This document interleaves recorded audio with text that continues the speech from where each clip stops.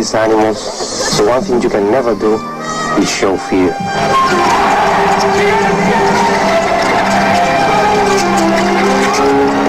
If you lose respect for the squirrels, you will have problems during the running. You have to be faster and quicker than the squirrels. You have to have very good reflex. You get confused because of the size, I think. They are small, I can manage them. No, that's not true, you can't. Queridos amigos, corriendo detrás de las ardillas. To beat the squirrel, you must think like a squirrel. As long as I have legs, I will run with the squirrels.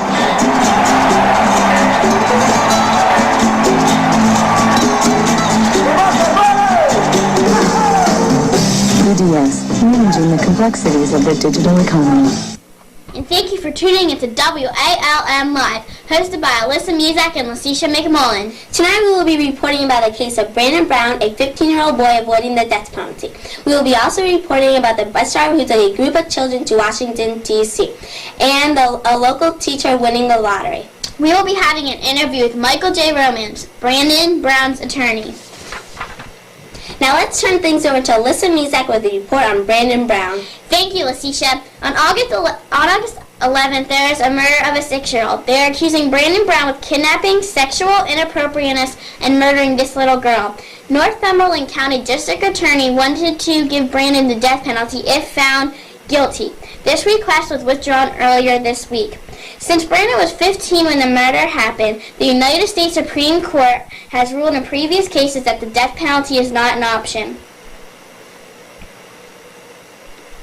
Even though Brandon is now 16, he was only when 15 when the murder occurred. Presently, Brandon is in Northumberland County jail and being treated like an adult. His final trial will be held later this year.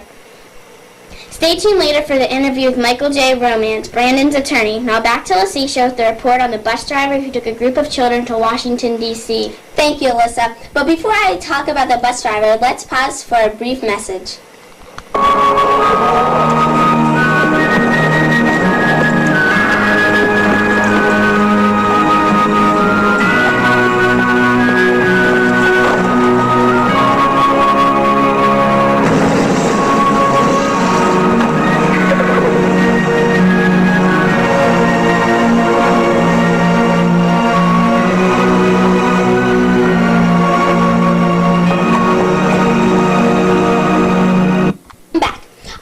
A 63 Royal School bus driver from Boyerstown captured 13 students on their way to school. These students thought their day was normal, until the bus driver told them he was taking them to Washington, D.C. Meanwhile, the students had no clue this is going on. Finally, it was time for school to end. Parents and the principal were getting very curious where their children were whereabouts. Parents were calling the school wondering where their children were. The cops tracked down the bus and investigated his house. They found 48 guns.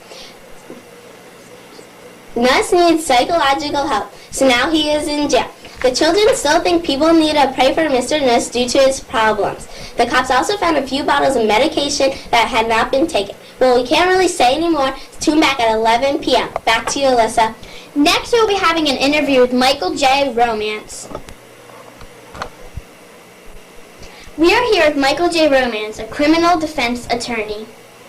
We will be asking him questions about the criminal justice system and the death penalty in Pennsylvania. So, do you think that a 15-year-old does not have to face the death penalty when that person will age 16 at the time of his trial? Yes, Liz, I do, because the United States Supreme Court has ruled that anyone under the age of 16 does not have to face the death penalty. And the Pennsylvania appellate courts have recently recognized that court's authority. How do you prepare for a trial? Well, normally you prepare for a trial by getting all the evidence off of the district attorney's office, and that evidence is called discovery. What type of evidence do you review prior to a trial? Well, the discovery can include a lot of different things, but generally it's all the evidence against the defendant, including police reports, eyewitness statements, any scientific testing that's done, and things of that nature. How does the legal system decide who is guilty or not guilty? Well, essentially that's done in two ways. The person charged can either decide to enter a plea of guilty or no contest, or that person can choose to have a jury trial and ask a jury of his peers to decide whether or not he's guilty.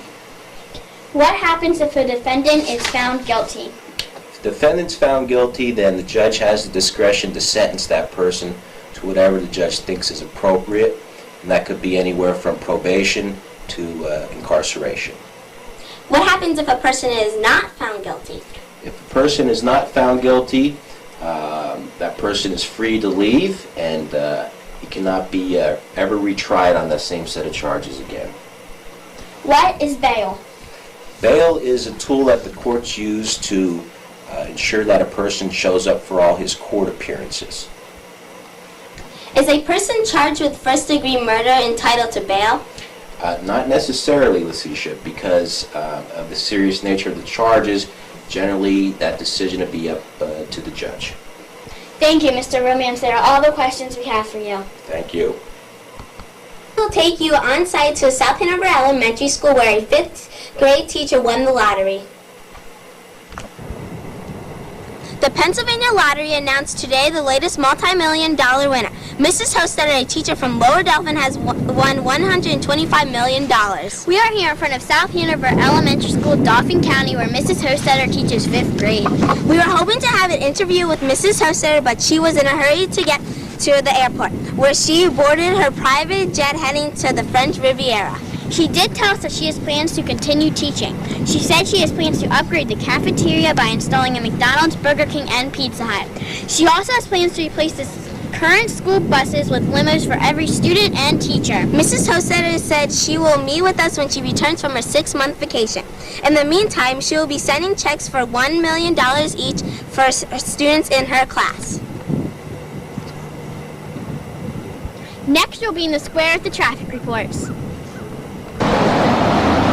Live from the square in Hummelstown with WALM traffic report. All major arteries are clear with no reported tie-ups. Traffic is moving steadily in Hummelstown and South Hanover Township. Next will be our weather. And now, the weather. A winter storm skidded from the Midwest into New England, blowing a treacherous double blast of snow and ice that left thousands without power and schools and businesses closed. At least 20 deaths were blamed on the weather. We aren't going to see any of that around here. The weather will be pretty calm for the most part. Let's take a quick look at WALM Doppler before we go to the backyard for the current conditions. As you can see, there is a small disturbance to the south, but it is pretty clear around here. Now let's go outside to the WALM backyard for the current conditions. Current conditions are cloudy, cold, expecting to get dark this evening, and the sun rising in the morning. Now let's go back to the studio to wrap things up.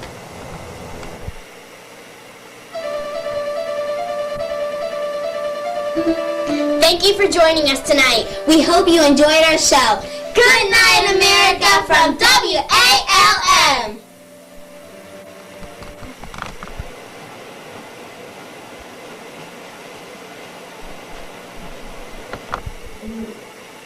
Go. No, it's your turn. It's your turn. No, it's your turn. No.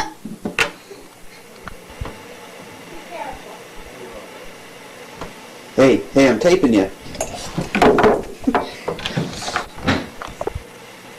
Thank you, Lacisha. On August 11th.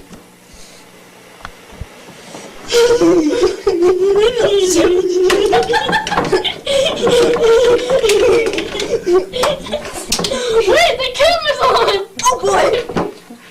WALM. Our work is done here. Yeah. I'm out of here.